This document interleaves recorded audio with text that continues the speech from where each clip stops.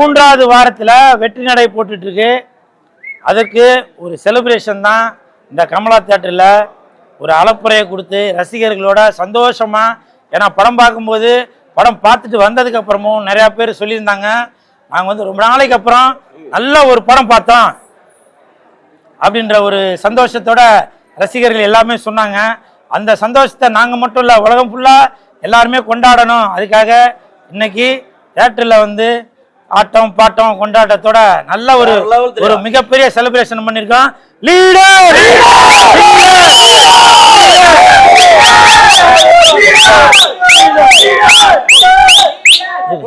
எதற்காக இந்த மாதிரி ஒரு செலிப்ரேஷன் அப்படின்னாக்க, எப்படி புரட்சி தலைவர் எம்ஜிஆர் ஐயா அவர்கள் தன்னுடைய படங்களுக்கு ஒரு மிகப்பெரிய வரவேற்பு இருக்குமோ, அதே மாதிரி புரட்சி நாயகன் என்று அழைக்கப்படும் லெஜண்ட் அவர்களுடைய லீடர்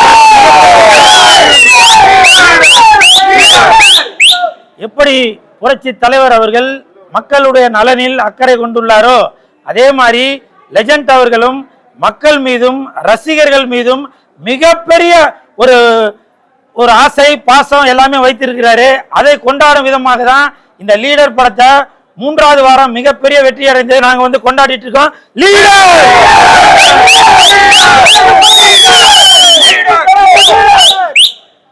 நாளை நமதே, நாளை நமதே, நாளை நமதே, நாளை நமதே. பாசம் என்னும் ஓர் வழி வந்த பாசமலர் கூட்டம் ஆடும் மலையில் அணைவதுதானே வாழ்க்கை பூந்தோட்டம். மூன்று தமிழும் ஓரிடம் நின்று பாட வேண்டும் காவிய சிந்து. மூன்று தமிழும் ஓரிடம் நின்று பாட வேண்டும் காவிய சிந்து. இந்த நாள் நினைவுகள் எந்த நாள்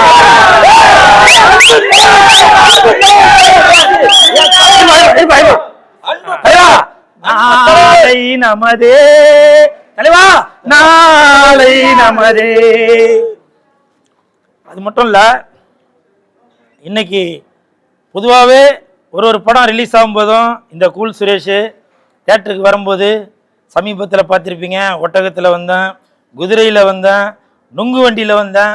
அதே மாதிரி ஒரு வித்தியாசம் காட்டுவதற்காக இன்னைக்கு நான் சைக்கிளில் வந்தேன்.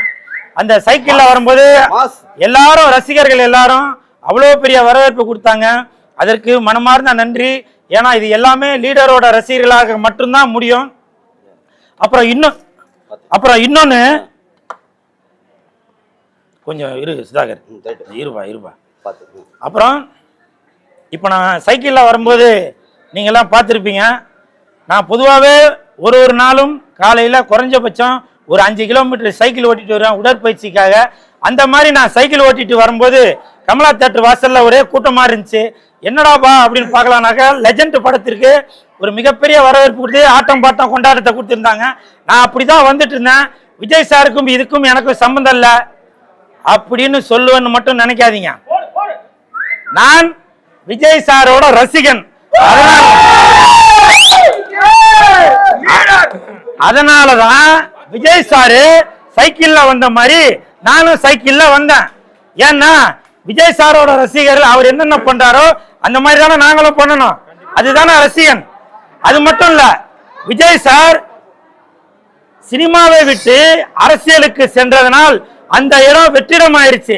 அந்த இடத்தை நிரப்புவதற்கு தான் இப்ப லீடர் வந்திருக்காரு. அன்பு தலைவர் லெஜெண்ட். அதே அடுத்த இடம் லெஜெண்ட் அன்பு தலைவன், அன்பு தலைவன்.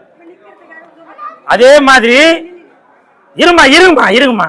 அதே மாதிரி அந்த வெற்றிடம் காலியா இருக்கிறதுனால அந்த தளபதி விஜய் அவர்கள் சினிமாவை விட்டு அரசியலுக்கு சென்றதுனால அந்த இடத்தை நிரப்பும் நமது லீடர் அவர்கள் 2026 மிகப்பெரிய ஒரு உச்சத்தை லீடர் படம் மூலமாக தொட்டுட்டார்.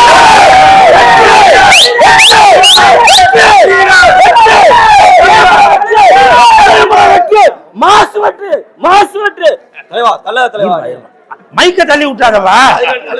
அதே மாதிரி இருங்கப்பா. அதே மாதிரி இந்த லீடர் படத்துக்கு நான் சைக்கிள்ல வந்தது கூட விஜய் சாரும் ஒரு காரணம் தான். ஏன்னா நான் வந்து விஜய் சாரோட ரசிகன். பாருங்க, கூலுன்னு ஒரு செயின் போட்டிருக்கேன் இல்லையா, இந்த செயின் போறதுக்கு காரணம் துல்லாத மனமும் துள்ளும் படத்துல விஜய் சாரு இந்த செயின் போட்டிருப்பாரு. அன்னையில இருந்தே நானும் இந்த மாதிரி ஒரு செயின் போட்டேன். அதனால இந்த நான் இப்ப பண்ண சைக்கிள்ல வந்ததுக்கு எல்லாமே விஜய் சார் மேல நான் ஒரு பாசமும் நேசமும் இருந்ததால அது பண்ணது. அதை விட்டுட்டு அல்ல கை நொல்ல கை அந்த கை இந்த கை எல்லாரும் என் விஜய் சார் என்ன கிண்டல் பண்றீங்களா, அதை பண்றீங்களா, இந்த பண்றீங்களான்னு தயவு செஞ்சு கொஞ்சம் மூளையை யூஸ் பண்ணுங்க. ஏன்னா விஜய் சார் இன்னைக்கு எல்லாரோட சொத்தாவும் இருக்காரு. அவர் அரசியலுக்கு சென்றிருந்தாலும் ரசிகர்கள் மனசுல விஜய் சார் குடிகொண்டு இருக்காரு. அதனால நீங்க எதனா ஏழாவரமா ஏதோ ஒன்று பண்றேன்னு சொல்லி இப்ப சமீபத்துல அந்த ஜூலிய போட்டு ஒரு வழி பண்ணி வச்சீங்கல்ல, அந்த மாதிரி எதுவும் இடக்கு முடக்கா பண்ணாம யாரை ஜெயிக்க வைக்கணுமோ அவங்களுக்கு சப்போர்ட் பண்ணுங்க. ஓகே,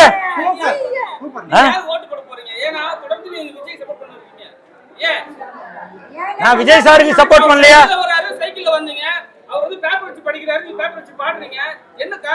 நல்ல கேள்வி கேட்டீங்க சார். இருங்கப்பா. இப்போ விஜய் சார் வந்து சைக்கிள்ல வந்தாரு, அப்புறம் இந்த ரோட் ஷோ எல்லாம் பண்ணாரு. அதே மாதிரி இல்ல கேளுங்க, என்னது பூ போட்டோன்னு போயிட்டாரு.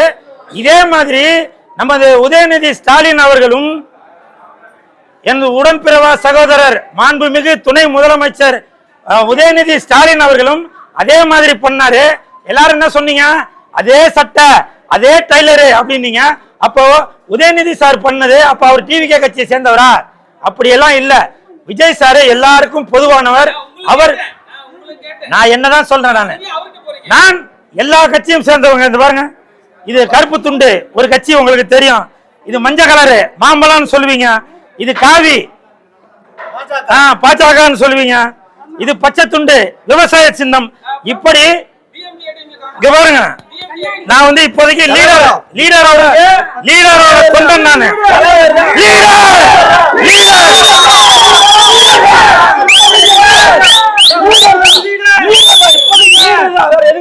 அதனால மாண்புமிகு திரு புரட்சி நாயகன் லெஜண்ட் அவர்களுடைய தொண்டனாக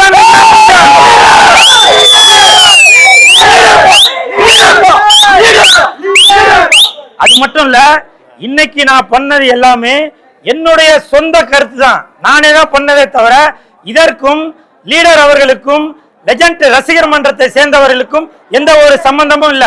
இது என்னுடைய தனிப்பட்ட கருத்து. நான் ஒரு படத்துக்கும் ஒரு தியேட்டருக்கும் வித்தியாசமாக வருவேன். அப்படிதான் சைக்கிள்ல நான் இன்னைக்கு வந்தது. சரிங்களா? அப்புறம் நம்ம படம் 3வது வாரம் எப்படி போகுது? நமது படம் இவ்வளவு நேரம் அதான தலைவா சொல்லிட்டு இருந்தேன்.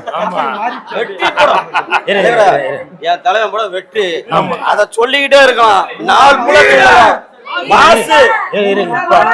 படத்தை மறந்து அதே மாதிரி இப்போ அடுத்த முதலமைச்சர் இன்னும் ஒரு 10-20 நாள்ல தெரிஞ்சிடும் யாருன்றது.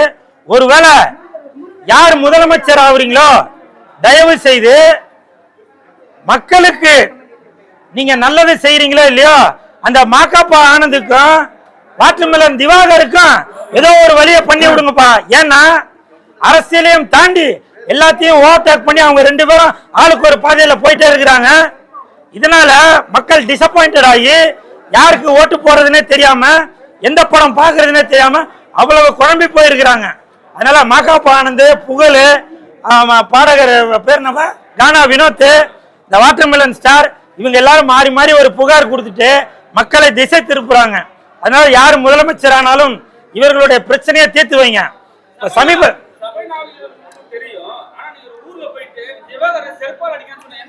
அதுதான் சார் இப்ப நான் சொல்ல வந்தேன். அன்னைக்கு திவாகர் அவர்கள் உங்களுக்கே தெரியும், இதுக்கு முன்னாடி நான் பல இடத்துல திவாகருக்கு சப்போர்ட் பண்ணி தான் பேசியிருக்கேன். ஆனால் நான் வெளியூருக்கு லீடர் படத்தோட ப்ரமோஷனுக்கு போயிருக்கப்ப அந்த இடத்துல எனக்கு வந்த விஷயம் என்னன்னாக்க, வாட்டர்மெலன் திவாகர் அவர்கள் அவன் பெண்களிடம் தவறாக நடந்திருக்கான். பெண் அப்படின்னு சொல்றதை விட அடுத்தவருடைய மனைவியிடம் தவறான முறையில் நடந்திருக்கிறதாக எனக்கு தகவல் வந்துச்சு.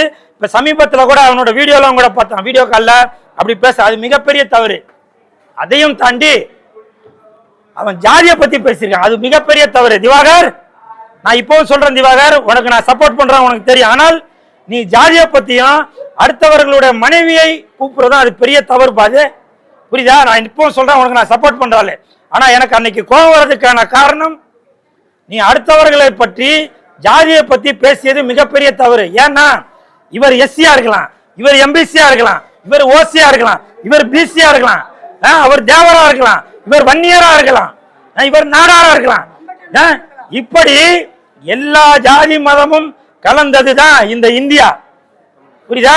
தயவு செய்து நாம் எல்லாரும் இந்தியரா தான் பார்க்கணும்.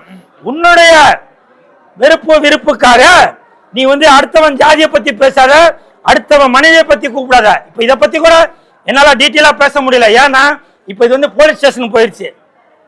சட்டத்தின் கையில் போனதனால் நான் இவர்களை பற்றி பேச முடியாது. இன்னைக்கு நான் லீடர் படத்தோட 3வது வாரம் மிகப்பெரிய வெற்றி அடைந்ததை கொண்டாடும் விதமாக தான் இன்னைக்கு நான் தியேட்டருக்கு வந்திருக்கேன்.